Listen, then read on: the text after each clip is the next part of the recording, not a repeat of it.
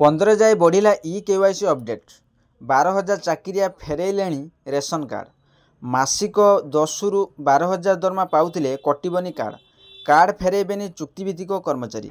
Hello viewers नमस्कार मो कहले स्वागत करुच्ची PK7894 यूट्यूब चैनल को प्रथम थर आम चैनल को विजिट कर लाइक शेयर सब्सक्राइब करिए पाखर थिया बेल आइकन देबे ऑन नोटिफिकेशन ऑन करिवे जाफल नुआ नुआ वीडियो पाई परिबे। रेशन कार्ड नैथिबा 12,000 सरकारी चाकिरिया कार्ड फेरस्त कले। चुक्तिभित्तिक घरे होमगार्ड एवं कम वेतनभोगी कर्मचारी रेशन कार्ड हाथी से हिताधिकारी कार्ड फेरई जनापड़ी।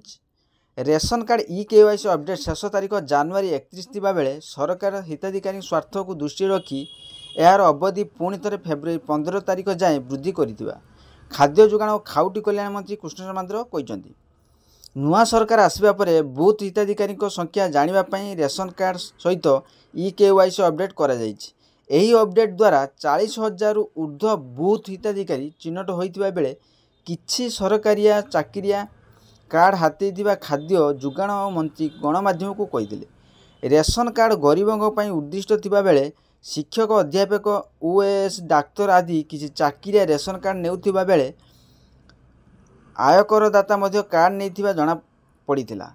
जो सरकारिया चाकिरिया और आयकरदाता कार्ड नहीं सेमाने जनवरी 31 सुधा फेरवा को मंत्री परामर्श देते तारीख रे अयोग्य हिताधिकारी कार्ड फेरैले सेमानक उपरे कौनसी कार्यानुष्ठान हेब नाही बोली मंत्री आश्वासना देते।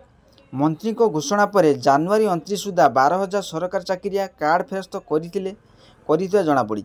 जो अयोग्य हिताधिकारी कार्ड फेरस्त करना सेमाने निर्धारित समय सीमा मध्य कार्ड फेरवा को मंत्री पुणी तागिद करिसेंती।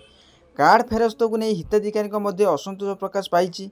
होमगार्ड कम वेतनभोगी पेंशनभोगी चुक्तिभित्तिक कर्मचारी घरोई कर्मचारी परिवार कार्ड फेरई तेबे कम दरमा थिबारु कार्ड माने फेरई। आशा करी वीडियोटी भल लगे लाइक शेयर सब्सक्राइब कर बेल आइकन देबे।